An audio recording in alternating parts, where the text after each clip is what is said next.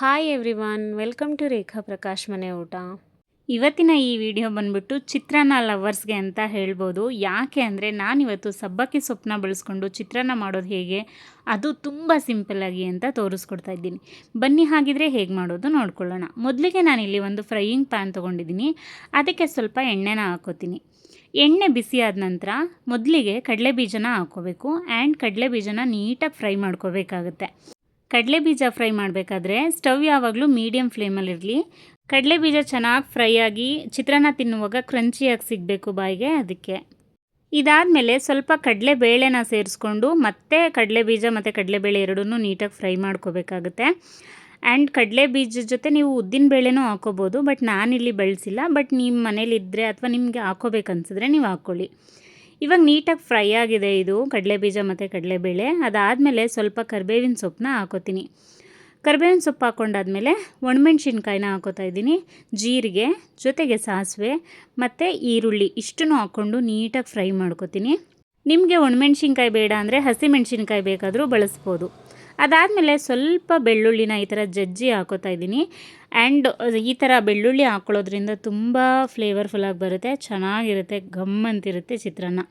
ಇವಾಗ ಇದಕ್ಕೆ ಸಬ್ಬಕ್ಕಿ ಸೊಪ್ಪನ್ನ ಸೇರಿಸ್ಕೋಬೇಕಾಗುತ್ತೆ. ನೀಟಾಗಿ ವಾಶ್ ಮಾಡಿಬಿಟ್ಟು ಸಣ್ಣದಾಗಿ ಕಟ್ ಮಾಡ್ಕೋಬೇಕು. ಸ್ವಲ್ಪ ಜಾಸ್ತಿನೇ ತೊಗೊಳ್ಳಿ ಸಬ್ಬಕ್ಕಿ ಸೊಪ್ಪನ್ನ.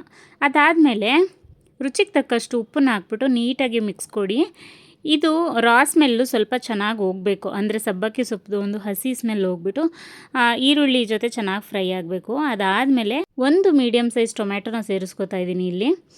ಇವಾಗ ಇದನ್ನು ನೀಟಾಗಿ ಫ್ರೈ ಮಾಡ್ಕೋಬೇಕು, ಯಾಕಂದರೆ ಟೊಮ್ಯಾಟೊ ಸಾಫ್ಟ್ ಆಗೋವರೆಗೂ ಚೆನ್ನಾಗಿ ಫ್ರೈ ಮಾಡ್ಕೊಳ್ಳಿ.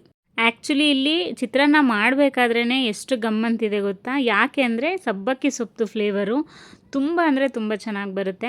ಚಿತ್ರಾನ್ನ ಇಷ್ಟಪಡದೇ ಇರೋರು ಇಷ್ಟಪಟ್ಟು ತಿಂತಾರೆ, ಅಷ್ಟು ಚೆನ್ನಾಗಿ ಬರುತ್ತೆ ಇದು. ಇವಾಗ ಇಲ್ಲಿ ನೀಟಾಗಿ ಫ್ರೈ ಆದಮೇಲೆ ನಾವು ಸ್ವಲ್ಪ ಅರಿಶಿನ ಹಾಕ್ಕೋಬೇಕಾಗತ್ತೆ.